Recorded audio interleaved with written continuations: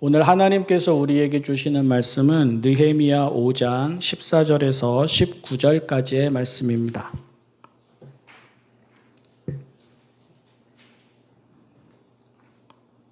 새번역 성경 구약 725쪽 느헤미야 5장 14절에서 19절까지의 말씀입니다. 나는 아닥사스다 왕 20년에 유다 땅 총독으로 임명을 받아서 아닥사스다 왕 32년까지 12년 동안 총독으로 있었지만 나와 나의 친척들은 내가 총독으로서 받아야 할 녹의 혜택을 받지 않았다. 그런데 나보다 먼저 총독을 지낸 이들은 백성에게 힘겨운 세금을 물리고 양식과 포도주와 그 밖에 하루에 은 40세겔씩을 백성에게서 거두어 드렸다. 총독들 밑에 있는 사람들도 백성을 착취하였다. 그러나 나는 하나님이 두려워서도 그렇게 하지 않았다. 나는 성벽 쌓는 일에만 힘을 기울였다. 내 아래 사람들도 뜻을 모아서 성벽 쌓는 일에만 마음을 썼다. 그렇다고 우리가 밭되기를 모은 것도 아니다.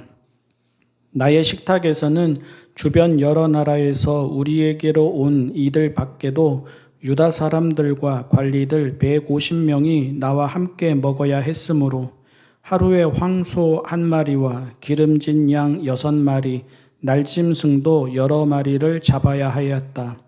또 열흘에 한 차례씩은 여러 가지 포도주도 모자라지 않게 마련해야만 하였다. 그런데 내가 총독으로서 마땅히 받아야 할 녹까지 요구하였다면 백성에게 얼마나 큰 짐이 되었겠는가. 나의 하나님, 내가 이 백성을 위하여 하는 모든 일을 기억하시고 은혜를 베풀어 주십시오. 아멘. 자리에 있을 때 다들 챙기려고 하지요. 또 능력에 맞게 보상을 요구하고요. 자격이 되니까 또 실력이 되니까 얻은 기회라고 생각들을 합니다. 그래서 그렇게 받는 것이 당연하다고 말들을 합니다. 심지어 부당하고 불이하게 챙기고 받았어도 그 정도의 자리이고 그 정도의 자격이라면 그만큼 먹어도 된다라는 말을 당사자 아닌 사람들까지 심심치 않게 하는 것을 보게 됩니다. 이렇게 당연한 권리이고 몫이라고 여기기 때문에 다른 사람들의 형편을 고려하지도 않습니다.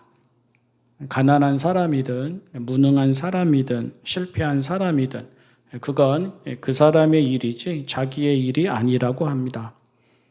오히려 자기도 그렇게 되지 말라는 법이 없으니 기회가 있을 때 하나라도 더 챙기려고 욕심도 내고 열심도 냅니다. 물 들어올 때 노저으라는 말이 있는데요. 물 들어올 때 노저으라는 말도 그런 권리나 특혜를 잃지 말라는 뜻으로 요즘은 받아들여집니다.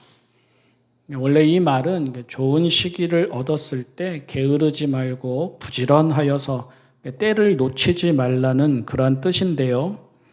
보상이나 대우를 직접적으로 비유하는 말은 아니었습니다.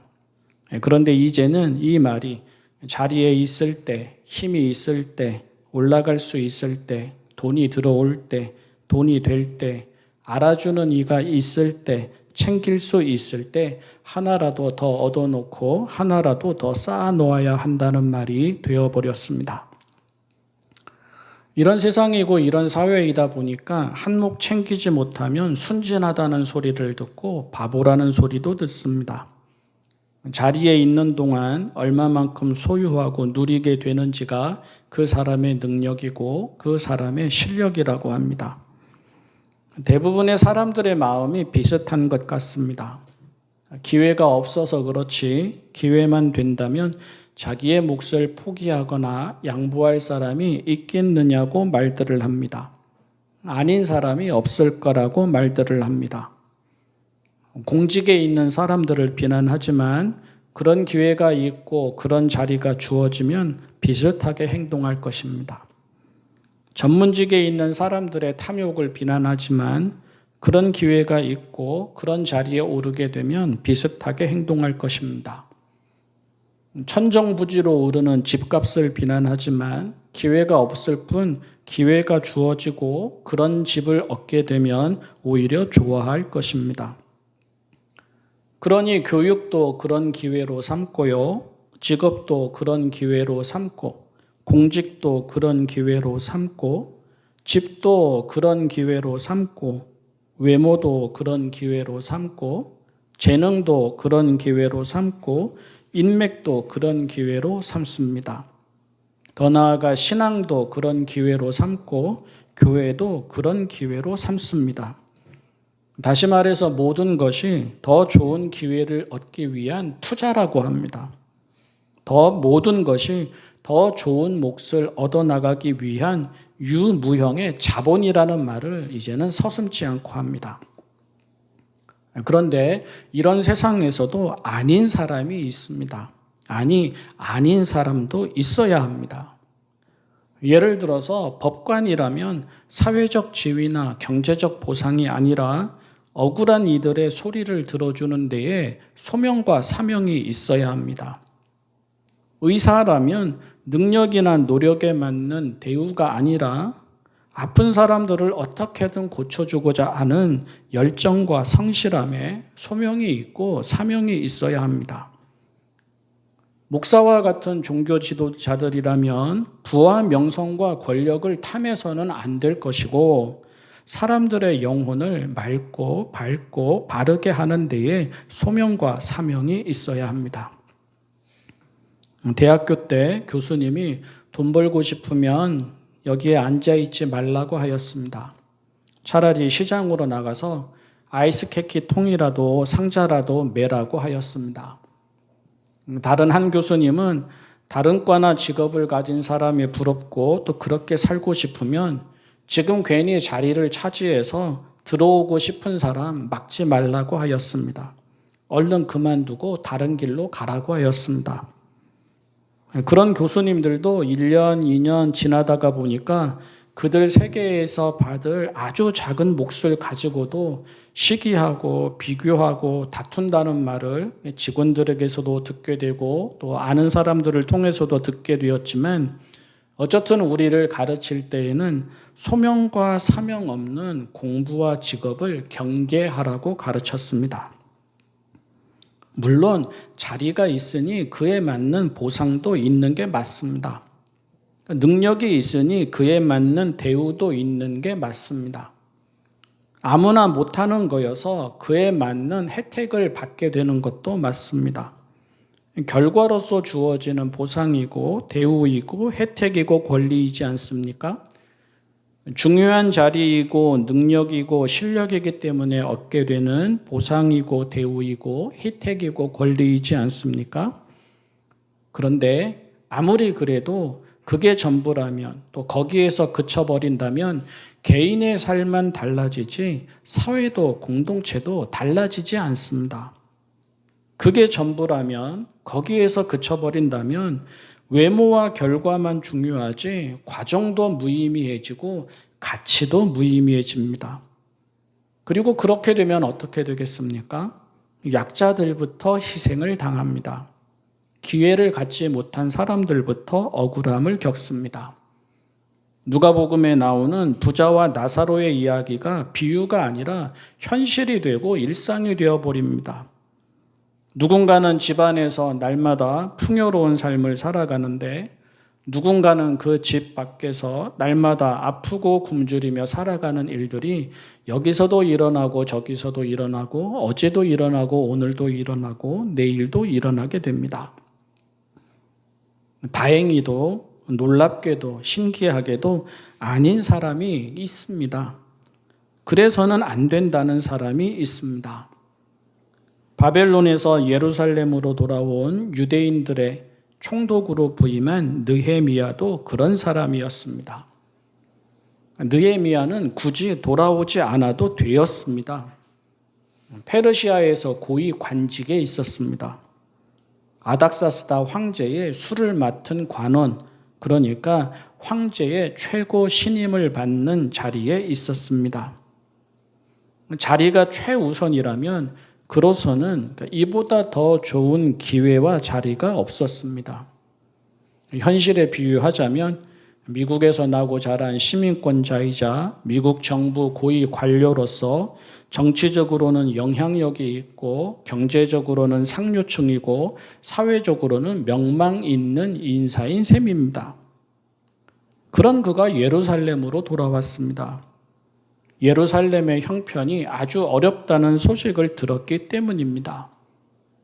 고국과 고국으로 돌아간 사람들의 소식을 듣고는 그저 눈물만 나오고 밥도 먹을 수가 없었기 때문입니다. 그가 가진 지위, 능력, 열정 등을 자기의 부와 명성과 권력이 아닌 공동체의 회복을 위해서 사용하고 싶었기 때문입니다. 그것이 그의 소명과 사명이라고 믿었기 때문입니다.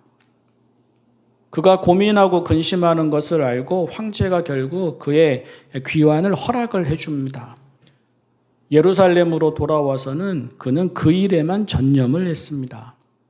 그리고 그 일을 하는 동안 가난하고 힘겨운 사람들의 형편이 마음에서 떠나지 않았습니다. 굶주리는 사람이 있고 빚을 진 사람이 많은데도 보면 바로 앞에 나오는 이야기인데요. 귀족들과 관리들이 자기의 권리와 이익을 챙기는 현실을 보고만 있을 수 없었습니다. 백성들의 울부짖음과 탄식을 듣고는 치밀어 오르는 분노를 참을 수 없었습니다. 귀족들과 관리들을 불러서는 백성들의 어려운 형편을 이용해서 돈놀이를 하느냐고 호되게 나무랐습니다. 돈을 구워주더라도 이자는 받지 말라고 하였습니다. 저당으로 잡은 밭과 포도원과 집도 당장 돌려주고 그동안 비싸게 받아온 이자도 당장 돌려주자고 하였습니다.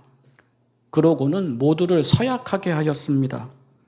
이 서약을 지키지 않는 사람은 하나님이 빈털터리가 되게 하실 것이라고 말을 하면서 거기에 모인 모든 사람들은 아멘으로 응답하게 하였습니다. 그리고 그가 먼저 총독으로서 받을 녹을 받지 않았습니다. 총독들은 당연하게 받았습니다. 세금을 무겁게 부과하면서까지 자신들의 권리를 챙겼습니다. 총독이 그러니 총독들 밑에 있는 관리들도 다르지 않았습니다. 흔히 보게 되듯 출세를 했으니 그에 맞는 보상을 받는 것은 당연했고 백성들이 세금에 허덕이든 빚을 지든 알 바가 아니었습니다. 짜고 또 짜도 나오는 게 백성들의 세금이라는 말이 있는데 그와 같이 그들은 그렇게 자신들의 자리와 지위를 이용했습니다. 하지만 느헤미야는 그럴 수 없었습니다. 오늘 말씀에 나오듯이 하나님이 두려워서 그럴 수 없었고 백성들의 부담을 알기에 그럴 수 없었습니다. 총독으로 부임해서 재직한 12년 동안 그러고 나서 황제의 부름을 받고 페르시아로 돌아갔다가 다시 예루살렘으로 오게 되는데 하여간 처음 그렇게 부임해서 총독으로 일한 12년 동안 그는 그가 받을 녹을 받지 않았습니다. 재산을 늘리고 싶은 마음에 땅을 사거나 미리 투자하지도 않았습니다. 그는 성벽을 쌓는 일에만, 다시 말해서 공동체를 안정시키는 일에만 힘을 기울였습니다. 그가 그러니 그의 아랫사람들도 같은 마음으로 일했습니다. 그들에게 자리는 출세가 아니었습니다. 그들에게 능력은 하나님과 사람들을 섬기기 위한 소명이고 사명이었습니다. 느헤미야에게 있었던 이 일이 좀처럼 보기 힘든 현실인 것은 맞습니다. 하지만 나라이든 교회이든 공동체이든 저마다 제 몫에만 관심을 가질 때에는 특히 그 몫이라는 것을 경제적인 보상으로만 알 때에는 살아남는 개인이 있을 뿐 그 이상은 있을 수가 없습니다. 오늘 우리나라와 사회가 이렇게 혼란스러운 것도 오늘 우리나라와 사회에 공직이나 전문직이 이렇게 도움이 되지 않는 것도 오늘 우리나라와 사회에 교회가 이렇게 차별성이 없는 것도 그래서입니다. 다들 느헤미야 이전의 전임 총독들처럼 살아갑니다. 신앙인도 하나님을 두려워하지도 생명을 측은히 여기지도 않습니다. 그러니 공동체가 어떻게 안정이 되고 사람들이 어떻게 평안히 살겠습니까? 삶의 목적이 개인을 넘어서야만 우리 모두에게 희망이 있습니다. 일의 목적이 돈을 넘어서야만 우리 사회에 희망이 있습니다. 삶의 의미와 가치가 하나님과 생명에 대한 사랑 안에 있어야만 누구나 안심하며 살아갈 수 있는 세상이 이루어집니다. 그리고 그 일은 저 특별한 자리에 있는 몇몇 사람들만이 아니라 하나님을 믿는 우리와 우리 자녀에게서부터 시작되어야 합니다. 그렇게 사는 것이 달걀로 바위를 치는 것 같아도, 또 그렇게 사는 것이 혼자 고생하는 것과 같아도 그런 삶이 하나님 앞에서 깨어있는 삶이고, 그런 삶이 사람이 하나님의 형상으로 사는 삶이고, 또 그런 삶이 내 곁에 사람이 살고 있음을 의식하며 사는 삶입니다. 기도하겠습니다. 사랑의 하나님 아버지, 저희가 바라는 삶은 하나님을 두려워하고 생명을 사랑하는 삶이게 하여 주십시오. 저희가 바라는 삶은 저희만 잘 되는 삶이 아니라 작고 평범해도 곁에 있는 이에게 도움이 되는 삶이게 하여 주십시오. 저희가 바라는 삶은 성실하고 열정 있고 유능하되 그 결과가 사회와 공동체로 돌아오는 삶이게 하여 주십시오. 욕망만 당연히 여기지 말고 하나님이 계심도 당연히 여기게 하여 주십시오. 현실에서의 삶만 당연히 여기지 말고 하나님의 형상으로서의 삶도 당연히 여기게 하여 주십시오. 예수님의 이름으로 기도합니다.